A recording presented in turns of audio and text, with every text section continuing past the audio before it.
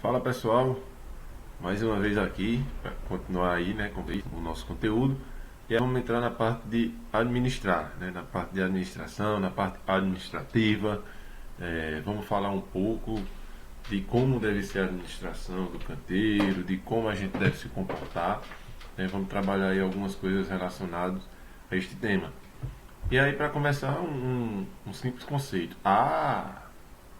Não posso esquecer, pessoal, de forma alguma, de comentar com vocês sobre a nossa reflexão da última aula. Já esquecendo, né? Já ia passando batido essa reflexão aí. E aí, o que é que vocês têm a me dizer sobre o salário do técnico em edificação? É o que vocês esperavam? Não é o que vocês esperavam? Quem fez uma bela opção pelo curso? Quem escolheu só pelo dinheiro? Dá para continuar? Não dá para continuar? Salário bacana? E aí? Guardem para vocês, tá? Não precisam me dizer agora, até porque não tem como, né? Vamos lá. Administração e gestão é a ciência social que estuda o sistema, que estuda e sistemiza as práticas usadas para administrar. Administração ou gestão. É a ciência social que estuda e sistemiza as práticas usadas para administrar. Práticas usadas, pessoal, porque a gente não administra da forma que quer, né? Eu não posso administrar o meu negócio, o negócio do próximo, do meu empregador, da forma que eu quero, da forma que eu bem entendo que deve ser feito. Não. Nós devemos fazer baseado em alguns conceitos, baseado em algumas coisas que têm um fundamento, né? Algo que já foi feito e deu certo, estudos que comprovaram algumas coisas. Então a administração ela deve ser feita dessa forma. Por isso que ela é a ciência social que estuda e sistemiza as práticas usadas para administrar. Que estuda? Sim, que estuda. Então quer dizer que continua tendo inovações, né? A administração continua mudando a forma de ser feita. Ela não é aquele negócio de prego batido e ponta virada, não. Se estuda, então a gente tem que o ambiente, entender as pessoas para que a gente possa fazer uma administração correta. E aí não só física, não só documental, mas também social. O termo administração significa direção, gerenciar, ou seja, é o ato de administrar ou gerir negócios, pessoas ou recursos, com o objetivo de alcançar metas definidas. Então, ele significa direção gerenciar. Quando a gente administra algo, quando a gente administra um negócio, quando a gente administra pessoas ou até mesmo recursos, a gente vê que aquilo ali ela tem um rendimento maior, né? Não só maior, como também bem positivo, né? Quando a gente faz uma administração, uma gestão de pessoas, quando a gente faz a administração dos recursos que a gente tem, e aí eu não vou nem me apegar tanto à obra, eu vou mais para o bolso da gente mesmo. Por exemplo, muita gente fala que, e eu sou prova disso, estou com 50, 100 reais no bolso. Troquei o dinheiro, minutos, fui embora. Quando a gente olha aqueles 100 ou aqueles 50 que a gente tinha no bolso, acabou, já era. Às vezes a gente gasta com coisas que realmente tem necessidade, às vezes a gente gasta com coisas supérfluas. E aí quando a gente para que vê, caramba, eu troquei um dinheiro por 5 minutos, acabou, né? Isso acontece muito. E aí o que é que está faltando, né? Uma administração para que a gente possa tocar melhor aquilo dali. Eu não sei se tem empreendedores aí do outro lado da telinha, mas desculpa, quem é empreendedor ele sabe que ele compra o material, nota, né? Toma nota de todo aquele material que ele comprou, e aí quando ele vai vender, tudo que vende ele tem que colocar. Vendi X, né? E aí se o cara já pensa um pouco a mais, ele bota vendi X a fulano, né? Aí quando fulano procura outra coisa que ele não tem, ele também nota, né? Para que numa próxima compra ele possa trazer aquilo dali, né? Fulano procurou uma coisa a ele não tinha, notou, mas aí ele também não pode perder a oportunidade de oferecer outra coisa àquela pessoa. Quem sabe aquilo ali não substitui o que o cara queria e ele também goste daquele produto. Então isso é administrar, né? O cara tá lá, sei lá, enfurecido, e aí eu paro, converso com o cara, começa a bater um papo com ele, entender o que está acontecendo. Isso também é administrar. Isso é uma gestão diferenciada, né? Então, quando a gente fala em administrar, o leque ele é bem aberto, ele é bem amplo. E aí a gente não pode fazer isso daqui, né? Focar só para frente. A gente tem que ver aqui, ó. Abra o leque, porque tudo, em tudo, vai ter administração. E aí a empresa, ela é uma unidade econômica social integrada por elementos humanos, materiais e técnicos que tem o objetivo de obter utilidades através de sua participação no mercado de bens e serviços. As empresas podem ser classificadas de acordo com a atividade econômica que desenvolve. Então, toda empresa ela vai ser uma unidade econômica social, né? Toda empresa ela vai ter algumas obrigações, como por exemplo impostos, incentivos, né? Algumas coisas do tipo que venha a fazer com que a empresa tenha suas obrigações, né? Dentro daquele local. Toda empresa ela também vai ter a classificação da atividade econômica, e aí a gente conhece também como KNAI, né? Onde o ramo da atividade dela vai ser descrita naquele KNAI ali, KNAI principal, né? E KNAI secundário. Dificilmente o cara vai pegar uma empresa que tem como KNAI principal construção e botar um KNAI secundário de venda de camisa, por exemplo. Dificilmente isso vai acontecer, né? Mas pode. Eu já vi empresas que fizeram dessa forma aí, beleza?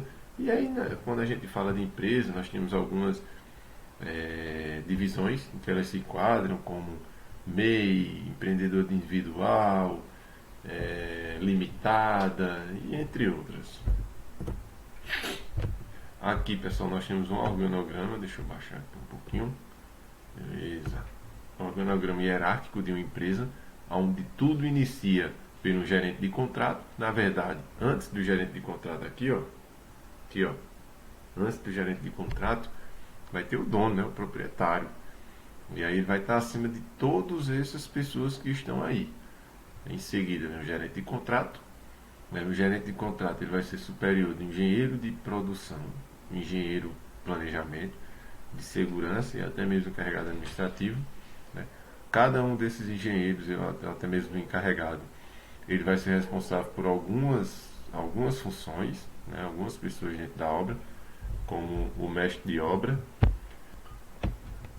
como também um encanador, até mesmo o encanador não, perdão, o encarregado de compras. Aí vem o engenheiro de planejamento, que já é responsável pelos técnicos de planejamento. O engenheiro de segurança já vai ser responsável pelos técnicos tanto de segurança de trabalho como também de qualidade. E aí o encarregado administrativo, que será responsável pelos auxiliares administrativos, auxiliar DP e até outras coisas também que se enquadrem nessas funções aí. Vocês estão vendo, pessoal, que o engenheiro de produção ele não é responsável pelo auxiliar administrativo. Não que ele não tenha conhecimento do que fará um auxiliar administrativo, né? Porém, o encarregado administrativo ele tem um conhecimento maior. Então, para que tenha uma organização hierárquica, é dividido dessa forma, né? Cada um vai tomar de conta de pessoas que dêem andamento às suas formações. Como, por exemplo, o engenheiro de produção, o mestre de obra. O mestre de obra é quem vai estar tocando a obra. E aí, quando se tem encarregados, o mestre de obra ele vai tratar diretamente com o encarregado, né? Quando se tem compradores e almoxarifados, o encarregado de compras vai tratar direto com essas funções. Técnicos de planejamento, se tiver estagiário na obra, ele vai tratar direto com os estagiários, né? Técnico em segurança e de qualidade também, se tiver estagiário na obra, vai tratar direto com ele. Auxiliar administrativo, ele está ali para auxiliar. E o DP vai tratar direto com também um apontador. Então, pessoal, eu trouxe para vocês também abaixo do mestre de obra, né, que é o foco um pouco maior na nossa atividade. Então, vamos lá. O mestre de obra, ele vai tratar diretamente com o encarregado de forma, encarregado de armação, encarregado de pedreiro, encarregado de bombeiro, que é o encanador, bombeiro hidráulico, e encarregado elétrico, né? Esses encarregados serão responsáveis diretamente, né? E aí é o que a gente chama de mão de obra direta, vão ser responsáveis diretamente por as suas funções. Por exemplo, encarregado de pedreiro, ele vai ser responsável direto pelos pedreiros e também pelo pedreiro acabamento. Se eu tenho um pedreiro fazendo o serviço de um pedreiro de acabamento, o mestre de obra ele pode se reportar diretamente ao encarregado. Ele não precisa estar se reportando ao pedreiro e ao pedreiro de acabamento. Ele pode cobrar do encarregado e o encarregado vai ter o contato direto com o pedreiro e o pedreiro de acabamento. E aí cada uma dessas funções, né, cada uma dessas profissões terão os seus ajudantes. E aí o responsável pelos ajudantes são os profissionais, são as funções. E aí essa parte a gente divide como mão de obra direta, pessoal. Dentro de uma obra, para que haja organização, as funções são dividem os capacetes por cores, né? Muitas pessoas acham isso besteira, né? Acham que isso não tem necessidade de ser feito, isso aí é besteira, encheção de linguiça. Negativo. Se a gente parar para ver a importância de dividir as profissões por cores de capacete, isso aí facilita bastante para a gente saber quando o cara está desenvolvendo uma atividade que ele não é legalmente habilitado para aquilo, né? Deixa eu dar um exemplo para vocês entenderem. E principalmente em obra nós temos muitas pessoas que, deixa eu ver aqui um exemplo. Pronto. Eu tenho um cara que finalizou um curso de eletricista, porém na obra ele é pedreiro, tá?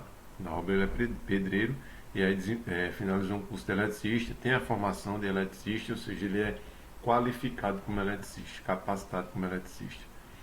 Porém na minha obra ele é assinado como pedreiro. Aquele cara, ele pode fazer a função de um eletricista?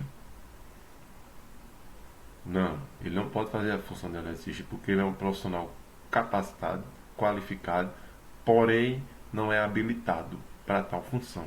Ele é habilitado para a função de pedreiro dentro da obra. E aí, pela cor do capacete, a gente já vai saber. Ó, se o cara está usando um capacete azul, eu já sei que ele é pedreiro, né? Se ele não está utilizando um capacete laranja, eu já sei que ele não é eletricista. Então, por que ele está de capacete azul desenvolvendo uma atividade de eletricista? Para quem não tem um conhecimento de todos os profissionais, né, por nome, por fisionomia, isso aí facilita bastante. E aí nós temos o capacete branco e o cinza, com 3 ranhuras, né? Esse capacete aí ele se enquadra para os engenheiros. Nós temos o capacete branco sem ranhuras, que é para o mestre de obra e encarregados. Nós temos o capacete azul, que é dos pedreiros. Nós temos o vermelho, para os carpinteiros. O capacete verde se enquadra para os serventes e operários. O laranja vai se enquadrar para o eletricista. O preto pode ser utilizado pelo técnico em segurança do trabalho. O marrom e o amarelo para visitantes, né? Importante também, muito importante, a questão dos visitantes. A gente tem que tomar cuidado, pessoal. Eu sei que mais importante é utilizar o capacete, porém quando a gente dá o capacete correto ao cara, todos que estão naquela obra ali já sabem qual a função daquela pessoa, ou até mesmo se aquela pessoa é ou não um visitante. Cuidado com o visitante, porque o visitante ele não tem conhecimento do que pode acontecer. Ele não tem conhecimento dos riscos a qual ele está exposto dentro de uma obra, né? Então só deixem um visitante entrar dentro da obra de vocês se ele estiver devidamente com EPI, né? Um capacete desse salva vidas. Já vi situações em que um capacete desse aí, cara, salvou muitas pessoas, tá? De tijolo cair, bater no capacete aí. Lógico que o cara sofreu uma lesão, mas não teve corte. Imagina aí se o capacete vem direto na cabeça do cara. O capacete não, o tijolo. Então é importantíssimo isso daí. Não aceitem funcionários trabalhando dentro da obra sem capacete. Não aceitem funcionários trabalhando na obra com cor de capacete diferente. Botem ele para usar o capacete correto, o capacete adequado, né? Geralmente no próprio documento, no próprio PCMAT de vocês, vai vir estabelecendo isso daí também, questão do capacete. No procedimento operacional padrão, vocês podem também estabelecer isso daí, a cor do capacete para cada profissional. E cuidado, pessoal. Cuidado, porque às vezes o profissional ele pega o capacete de outra pessoa ali para facilitar o trabalho dele e aí termina complicando. Complicando de que forma? Um fiscal ele pode chegar na obra e pegar um servente de pedreiro, né, utilizando um capacete de um carpinteiro, né? E aí vamos dizer, gente, o carpinteiro está fazendo aquilo ali é desvio de função. E aí o fiscal já pode até atuar ou notificar a empresa só pela cor do capacete, né? Porque ele está levando em consideração que aquilo ali aconteceu, que era um carpinteiro que estava desenvolvendo a função de um servente ou até mesmo de um operário.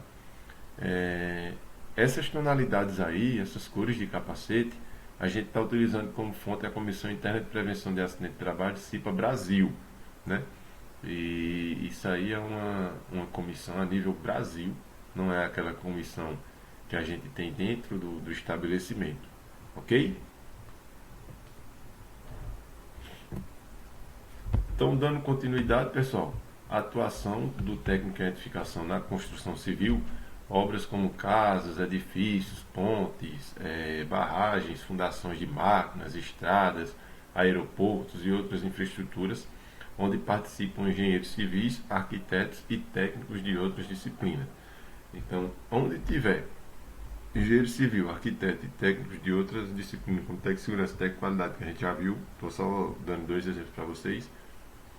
Aonde tiver uma obra, como casas, edifícios, ponte, barragem, fundação de máquinas, estrada, aeroporto e entre outras infraestruturas, pode ter a presença de um técnico em edificação, independente de ser aqueles 80 metros quadrados que a gente tratou lá no início, beleza? E aí eu volto a repetir para vocês, eu não estou aqui enrolando vocês não. Técnica em edificação está crescendo cada vez mais no mercado.